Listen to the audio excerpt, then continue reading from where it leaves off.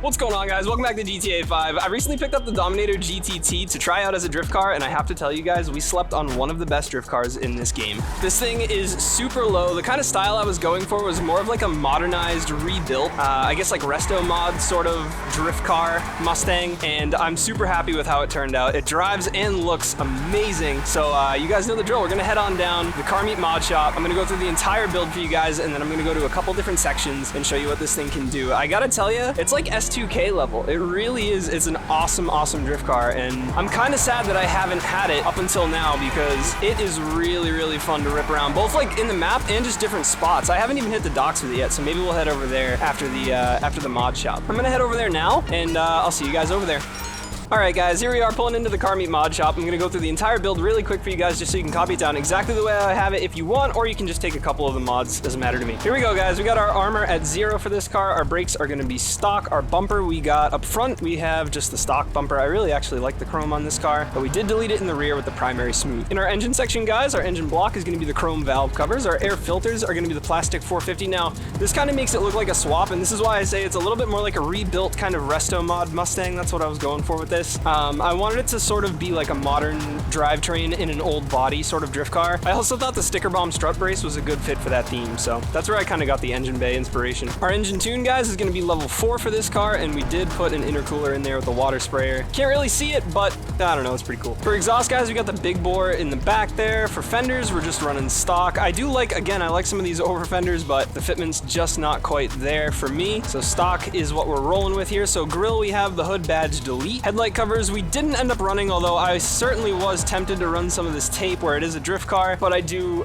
just kind of prefer the clean open face. It's just so beautiful. I love this Mustang. I believe it's a 68, and it's always been one of my favorite looking muscle cars ever, so I kind of wanted to keep the body lines up front. So for our hood, guys, we're running catches. Of course, we got the race hood pins with the nice little tie downs there in the front, and our hood itself is just the primary stock. Horn stock as well, guys. Usually I don't put one in. For seats, we are just running the stock seats. I wanted the interior of this car to be pretty much stock, and a big reason for that is you guys will see we actually don't have options for like a race interior in this car, so I left most of it stock. Even the wheel is stock, and we did do the half cage because I believe that affects performance. I think it stiffens the chassis, but I'm not sure. Let me know down in the comments. Obviously, I'm not a GTA expert, so I totally apologize if I do something that seems dumb to you guys. Trust me, I'm willing to talk to you guys down in the comments. Let me know. For lights, we're running the xenon headlights. I think it just kind of fit the rebuild theme a little bit better, and we're not running any neons. We don't have any livery on this, although I think, you know, the black stripes could have worked, but I just think it looks a lot cleaner with nothing on there. Loss and theft happened automatically. We did put some louvers on the back. I love the carbon louvers on this car. For plate, we have blue on white number 3. Respray is going to be primary. Actually went with matte ice white on this one. Usually I go for classic on a car like this, but there was just something about the matte that made this thing seem more drift car, you know? On secondary, we do have classic ice white. I forget what that changes. Oh, that's the stitching on the interior, so you guys can see like on the seats there. I was tempted to go with red, but we went with white for the trim, and then it also changes the color of the valve covers for secondary as well, so keep that in mind. Trim color, we just have graphite. That's the stock option. No, I'm sorry, we darkened that. We do have graphite on there. I think it's something like this stock, so we just darkened that up a little bit. For accent color, guys, we have ice white for our lights and no crew emblem on this one. For skirts, we're running stock. I didn't love these, honestly. I think it kind of takes away from the clean body lines. No spoiler in the back. I didn't even try one, honestly, because I just love the looks of no spoiler on this car, so I'm not sure if they add downforce or not. I believe on some cars they do and some they don't. I've heard that in the comments that some of them have like traction values in the files versus on the spoiler or something, so I didn't actually test these spoilers. I just think it looks so good without it that I didn't even bother, and it drives so well without it that I didn't bother to. The driving is also important. For splitters, we have the primary chin spoiler. Our sun strips, we don't have anything on there. Suspension, we're all the way low both here and in the interaction menu. Transmission is the race transmission on this car, just kind of held the revs a little bit better. The turbo is on there. For wheels, we're running some street wheels on this one, and they're called the Cup Champions. Our color is going to be black. For tires, we don't have any design. We do have the low grips on there because drift car, and we don't have any tire smoke. For windows, we are running the dark smoke tint, and that is going to do it for this build, guys. So we're going to hit a couple drift spots out on the street, and I'll see you guys out there. All right, guys, so we are just pulling out of the mod shop. Our first spot is actually pretty close, and it's a great spot to test out any drift car. So honestly, if you leave the mod shop and you just head up this way, right up here on the right, you're going to find a little construction yard, and this is really cool to test out cars because you can run a variety of different lines and it's really close to the mod shop. So you can come around here and kind of get used to the car. Obviously, I'm gonna have to. This is an ugly line. Let's try that again and go around the middle one. And this is a great place to work on smoothing out your drifts, where to use a clutch kick, where to just stick drift, where it's gonna wiggle. And as you guys can see, I'm just running one little circle right now and already cleaning it up massively with some handbrake taps, a variety of that, and some stick drifting. And just overall testing the car out. That fence, honestly, I hit it every time. Forget about it, dude. Let's try the long one. And this is the cool thing about this spot too, is you can totally change up your line. So you get a variety out of here. Maybe you try like a transition through here instead, right? See if we can link around.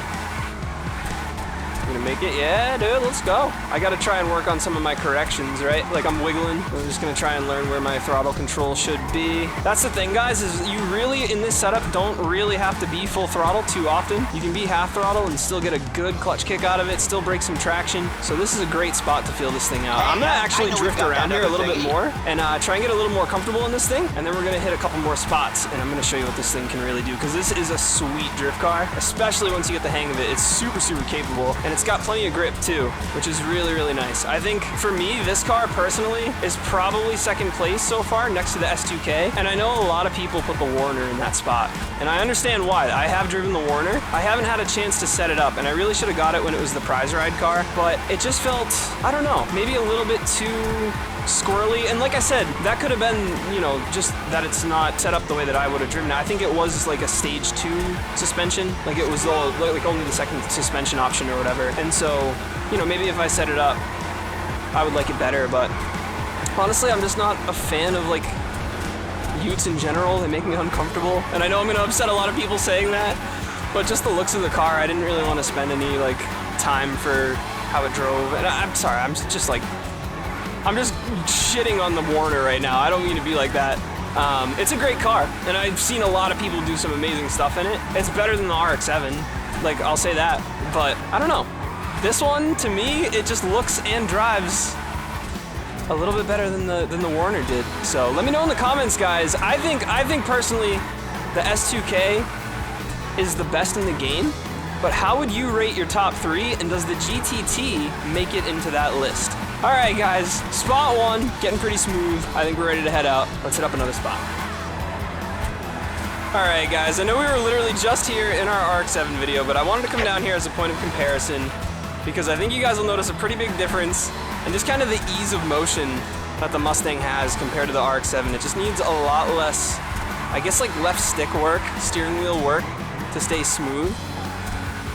Plus it has a little bit more traction, so it can really get up out of the corners a little better for things like this, where it kind of needs to carry its momentum a little further. And it just makes it a really great drift car. And it comes out of sections like this faster than something like the S2K or the RX-7, which is really, really nice. It makes this thing easier to drive on the street and stuff too. And for such a big car, it's pretty maneuverable. So let me show you guys the big entry down here. And I mean, you know, people have their opinions on armor, and truthfully, the testing proves, as far as I can tell on Bruffy's end, that armor does not affect performance, but just in case, you know, you can never be too safe. I did leave it off, trying to keep this car as light and maneuverable as possible. To me, it could easily be placebo. Trust me, I understand. It does, the cars feel like heavier, like they carry more momentum, more G's when you have armor on them. And so, I don't know, I took a chance on this one, left it off. I could just be wrong, you know, but really happy with how this thing drives. It's pretty resilient anyway. If it was black, you wouldn't even see the scratches. So there we go, we're running nice and close. Ooh, little tap, dude. Nice and close, these outside walls here. Getting comfortable in the Mustang, dude, let's go. Let's go down here again, try and keep this clean. Yeah, there we go. Nice, dude. Oh, we're killing it. See, I feel like it took me so much less time to get used to this thing than the RX-7 for whatever reason. I feel like we're pretty good in this thing already, man. And it's a pretty easy car to drift. Definitely, if you guys feel like you're spinning out a lot, this might be a good one to start with, because it's higher traction than some of the others. And like, especially in sections like this, I think you guys can tell. Oh man, I was gonna say it's smoother than the RX-7, but I'm honestly just freestyling at this point. Having a blast in this thing. The sun has set. Just ripping it up, dude. Trying to get to the outside as much as I can. Little tap. Let's go. See, the more I drive it, the better I start to feel in this thing. It's just super confident, and the added grip really lets you place this thing. If you want to go for like wall taps or wall rides, it's more of an accurate kind of slide because of the grip, you know? Plus, really nice pickup out of those corners. This thing really is an absolutely sick drift car, and we've hit enough stuff at this point where it looks like a drift car too. But guys, this has been my Dominator GTT build. I highly recommend it as a drift car. It's so much fun. If you did enjoy the video, feel free to leave a like down below. Subscribe for more GTA 5 content just like this. All the links to my socials are gonna be down below as well. We do have a Discord as well as an Instagram, so make sure you guys are following. Oh, and Twitch too. So make sure you guys are following on all of those platforms, and I'll see you in the next one. Peace.